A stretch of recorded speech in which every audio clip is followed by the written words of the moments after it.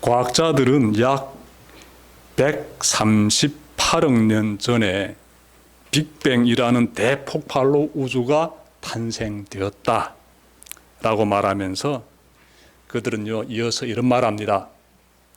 우리가 바라보는 이 광활한 우주는 영원한 것이 아니라 언젠가는 다 사라진다, 이렇게 말하고 있어요. 여러분, 그들은요, 우주의 나이인 138억 년을 1년으로 쫙 압축해가지고 우주 달력이라는 것을 만들었습니다. 자, 거기에 따르면 1월 1일 0시는 우주 대폭발이 일어난 시간이 됩니다. 그리고 3월 16일은 은하계가 형성된 날이며 9월 2일은 태양계가 등장한 날이며 9월 6일은 지구가 생겨난 날입니다. 11월 9일은 지구의 첫 번째 복잡한 세포가 등장한 날이며 12월 25일은 공룡이 등장한 날이며 12월 30일은 공룡이 멸종된 날입니다. 자, 그리고 12월 31일 23시 59분 33초경에 인류가 등장하여 인류 문명을 시작하였으며 오늘에 이르렀다라고 합니다. 자, 인류는 우주 달력의 마지막 시간인 27초에 해당되는 너무나 짧은 그 시간을 지금 살아가고 있다라고 이 과학자들이 말하고 있습니다. 광대한 우주의 시간을 1년으로 집약했을 때 인류의 역사는 고작 27초에 불과했습니다. 이것은 창조론을 거부하는 진화론주의자들의 주장인데 생각해 볼 점이 있습니다. 왜냐하면 광대한 우주의 세계에서 인간은 100년도 안 되는 지극히 미세한 찰나의 순간을 살다가 죽음을 맞이하기 때문이에요. 자, 이렇게 보면 인간 존재는 한없이 미약하고 인생은 너무나 먼지 같아 보입니다. 여러분, 그런데 놀라운 사실은요, 만물의 창조주이신 하나님께서 이처럼 미약하고 먼지 같은 인류를 위해 자신의 넘치는 능력을 사용하고 계신다는 것이에요.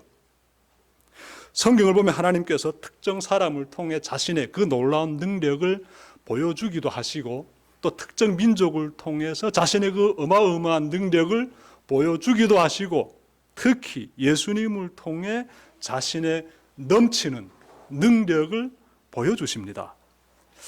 오늘은 이 부분을 제가 세 가지로 나눠서 전하려고 합니다. 첫째로, 하나님 능력의 충만함은요, 예수님을 죽음에서 살리시고 천국으로 인도하신 모습에서 나타났습니다. 여러분, 20절 말씀 보십시오. 하나님께서는 이 능력을 그리스도 안에 발휘하셔서 그분을 죽은 사람들 가운데서 살리시고 하늘에서 자기의 오른쪽에 앉히셔서, 20절 말씀이었습니다. 말씀에서 알 수 있듯이 하나님께서는 예수님을 죽은 사람들 가운데서 살리시고 천국의 보좌로 인도하셨다, 이렇게 말씀하고 있는데, 이 가운데서 하나님의 능력의 놀라운 그 충만함이 발견되고 있습니다. 하나님의 능력이 얼마나 충만한지를 깨닫기 위해 우리 한번 죽음에 대해서 생각해 봅시다. 죽음에 대해서. 자, 20절에서 죽은 사람들이 언급되고 있습니다. 자, 죽음이라는 것은 그 누구도 피해갈 수 없는 것이에요. 무신론자들은 죽은 사람이 살아난다는 것은 있을 수 없는 일이다, 이렇게 주장하면서 그러므로 사는 동안 가급적이면 죽음을 생각하지 않으려고 합니다. 제가 어느 책에서 보니 서구에서 사는 사람들 가운데서 많은 사람들이 죽음에 대해서 생각하는 것을 불편해한다라고 해요. 통계 숫자가 나오는데 10명 중 8명은 죽음에 대해서 생각하지 않으려고 합니다. 서구 지역에서 사는 무신론자들의 그러한 생각에 대해 우리가 좀 떠올려 볼 수 있습니다. 그들은 죽음에 대해서 말하는 것을 불편해한다. 그런데 그렇게 살게 되면은요, 불현듯 죽음이 눈앞에 다가왔을 때, 야, 내가 잘못 살아왔구나라고 깊이 후회하게 됩니다. 죽음을 늘 생각하며 사는 사람이 후회 없는 삶을 살 수가 있어요. 아주 현명한 삶을 살 수가 있습니다. 미국의 켄터키 대학교 연구진이 흥미로운 실험을 했어요. 그들은 한 그룹의 사람에게는 고통스러운 치과 방문을 생각하게 했습니다. 여러분, 이가 아플 때 치과 가게 되면은요, 어떻습니까? 벌써 치과 의사가 다가오게 되면은 정말 얼마나 내가 이제 고통 가운데서 헤매게 될까 생각하게 되지요. 그런 생각을 한 그룹의 사람들에게 이렇게 당신들 이제부터 치과병원에서 경험하게 될 고통에 대해서 생각해 보세요 라고 시켰으며, 또 다른 그룹의 사람들에게는 자신의 죽음에 대해서 생각해 보세요 라고 했습니다. 자, 실험 결과 죽음을 생각했던 사람들이 삶을 새로운 관점으로 바라보기 시작하더니 이전보다 더 행복하고 그리고 충만한 삶을 살기 시작했습니다. 죽음을 숙명처럼 바라만 봐도 주어진 인생을 최대한 후회 없이 살아갈 수 있다라는 것이 연구진이 찾은 결론이었어요. 그리고 이것은 현 시대 무신론자들이 죽음 앞에서 취할 수 있는 최선의 선택이기도 합니다. 여러분, 하나님 믿는 우리는요, 죽음을 어떻게 대하고 있습니까? 성경은 우리가 죽음을 생각하며 살기를 원합니다. 이 세상에 많은 사람들은 죽음을 생각하지 않고자 하지요. 그런데 성경은요, 우리가 죽음을 생각하면서 살기를 원합니다. 전도서 7장 2절 보시면요, 초상집에 가는 것이 잔치집에 가는 것보다 낫다, 이렇게 말씀하고 있습니다. 하나님은 우리가 죽음을 생각하며 살기를 원하시는데요, 그런데 여기서 그치지 않습니다. 죽음을 생각하며 살되 그 너머의 세계에 대해서 생각하기를 원하십니다. 여러분, 죽음 너머에는요, 영원한 세계가 있다라고 성경은 말씀하고 있어요. 이 무신론주의자들은 죽음의 끝이다, 모든 게 다 사라진다, 이 광대한 우주도 언젠가 다 사라진다라고 말하지요.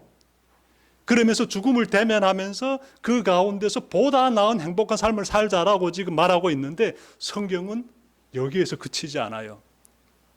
성경은 무신론주의자들이 모르고 있는 부분에 대해서 말씀하고 있습니다.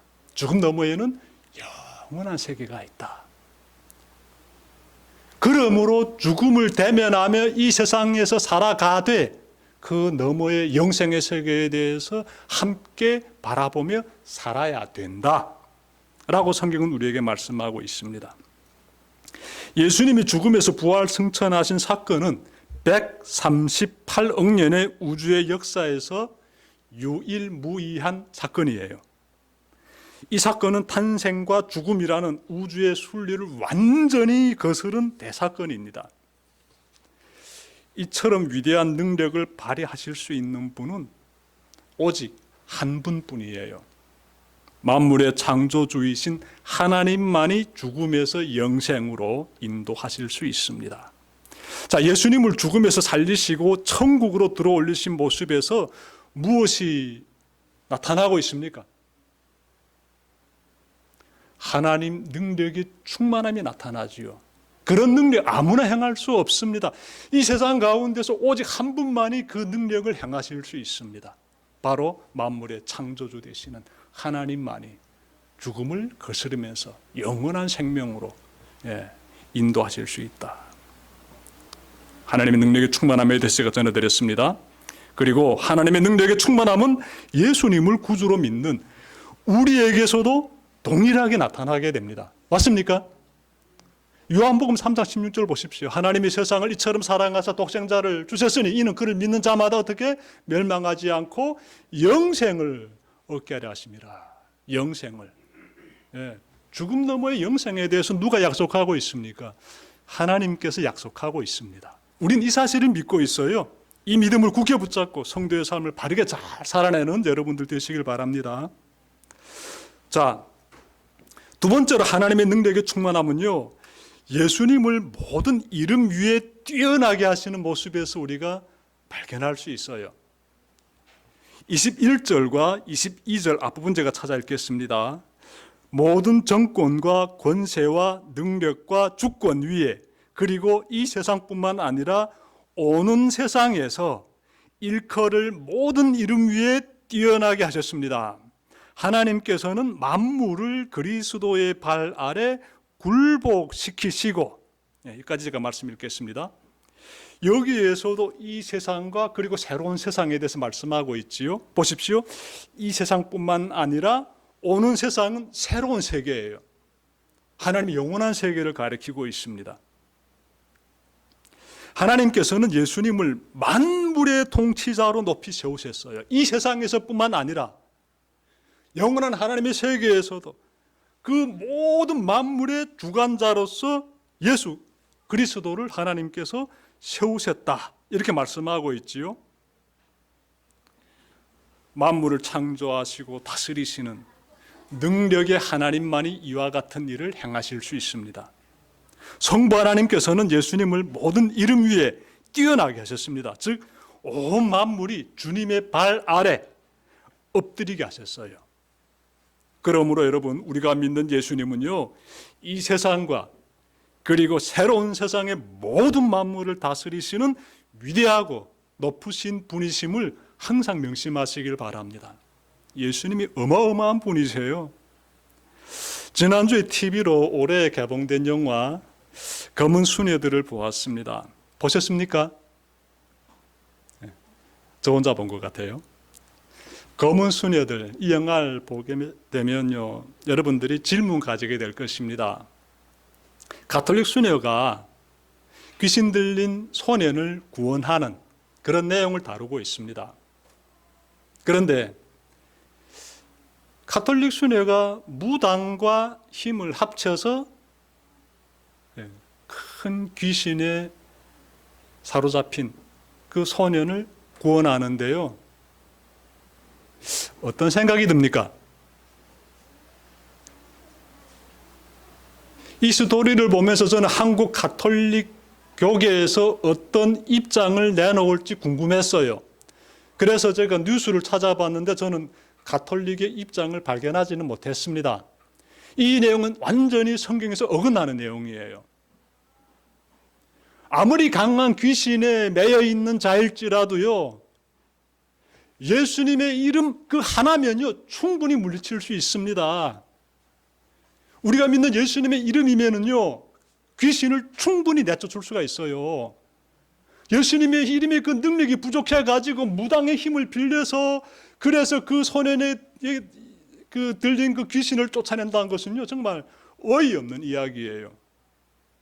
황당하기 그지없습니다. 근데 영화 스토리가 그렇게 전개되더라고요. 여러분, 성경은요, 우리가 무당의 힘을 빌려서 귀신을 내쫓는 것이 아니라 오직 예수 그리스도의 이름으로 귀신을 내쫓을 수 있다 라고 말씀하고 있습니다. 예수님은요, 제자들에게 이렇게 말씀하셨어요. 너희가 내 이름으로 무엇을 구하든지 내가 행한다, 이렇게 말씀하고 있어요. 너희가 내 이름으로 무엇을 구하든지 내가 행한다.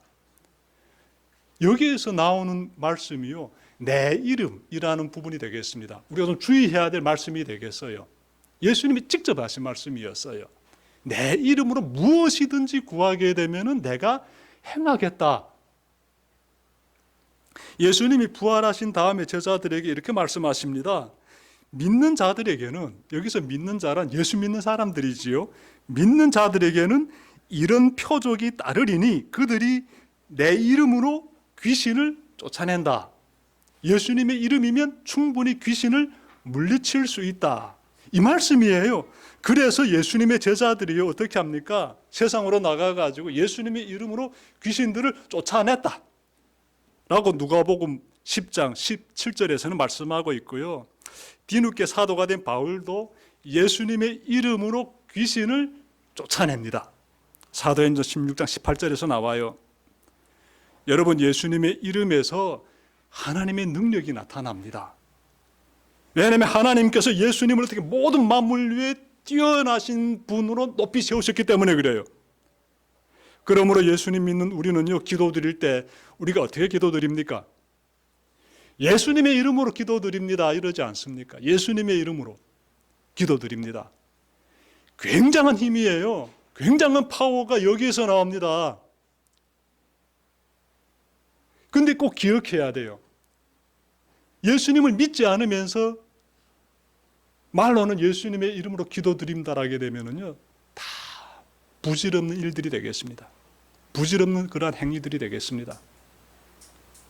아무런 능력이 나타나지 않지요.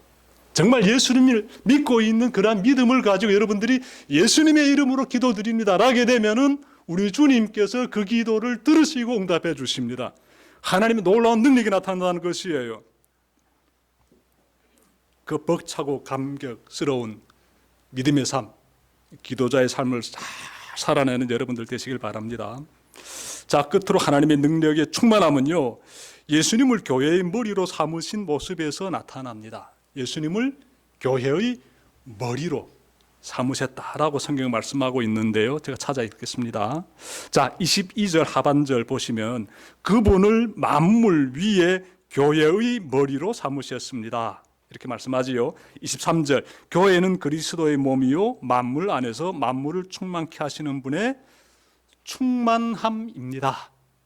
네, 성경의 말씀이었습니다. 여러분, 성부 하나님께서 성자 하나님이신 예수님을 이 교회의 머리로 삼으셨다 이렇게 말씀하고 있어요.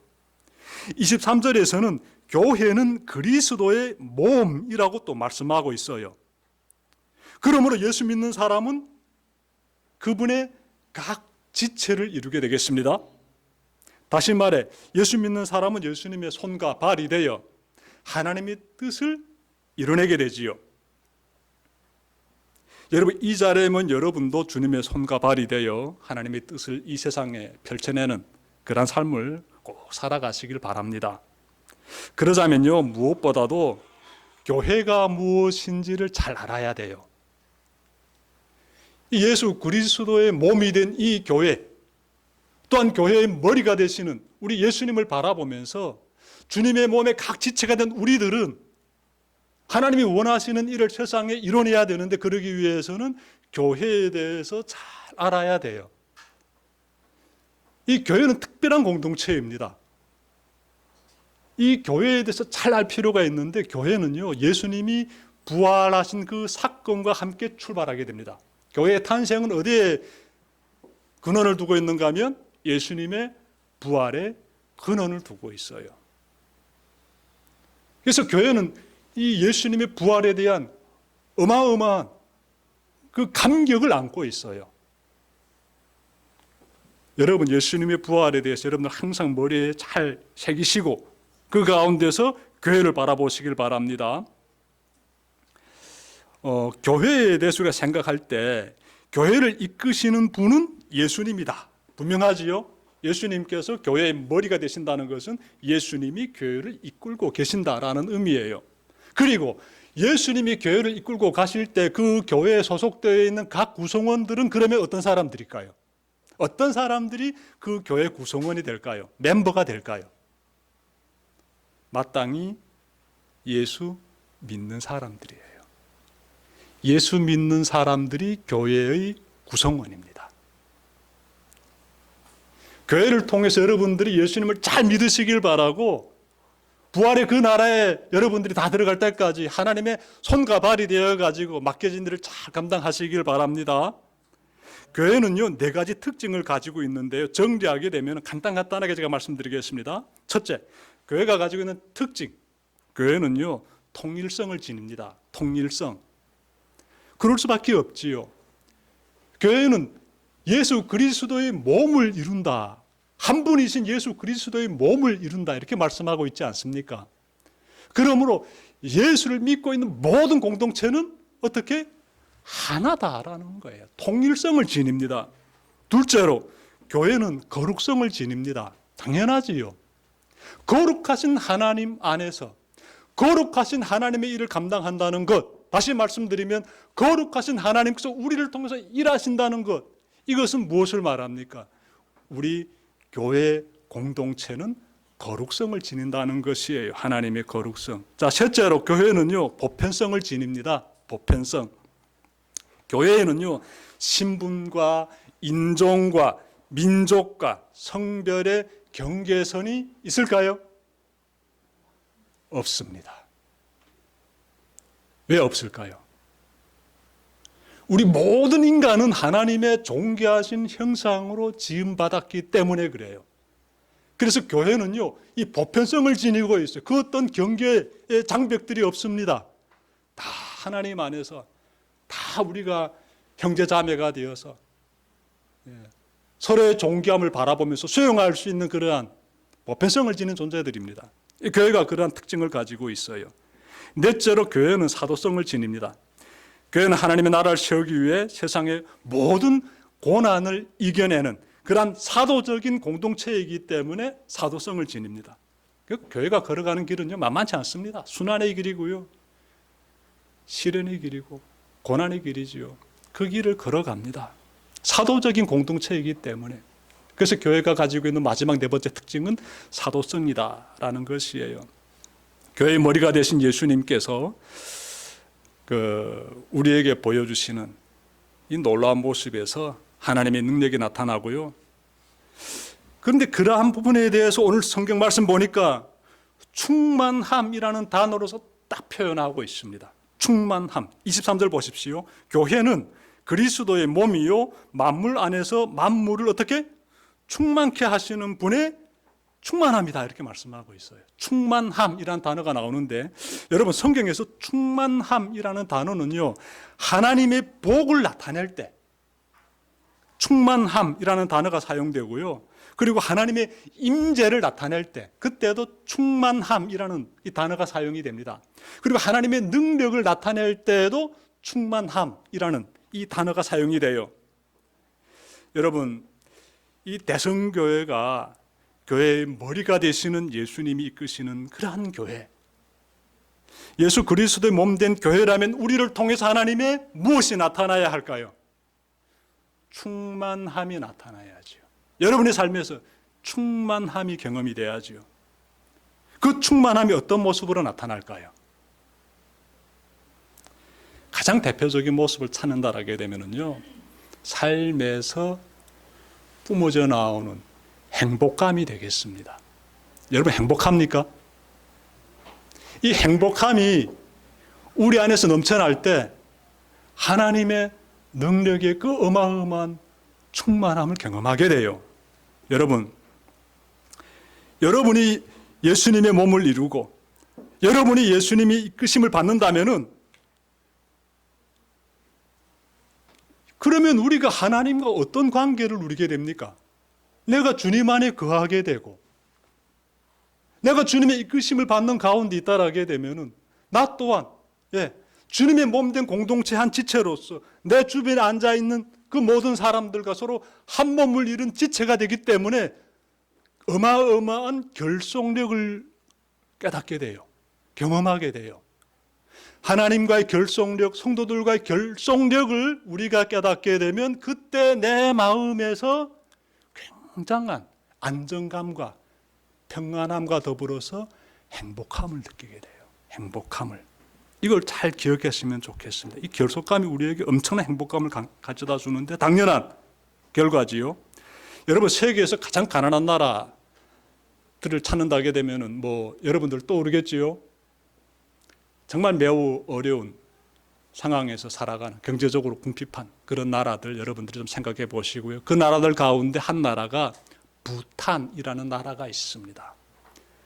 참 가난한 나라라고 말하고 있습니다. 그런데 이 나라 사람들이요, 가지고 있는 그 행복감이 있는데 이 행복감은 세계에서 상위권에 들어갑니다.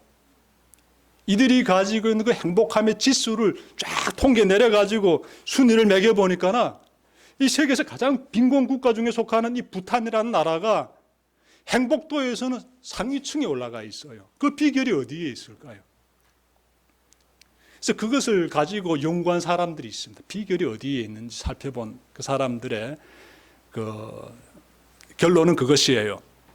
이 부탄 사람들이요, 굉장히 공동체성을 잘 가지고 있다라고 합니다.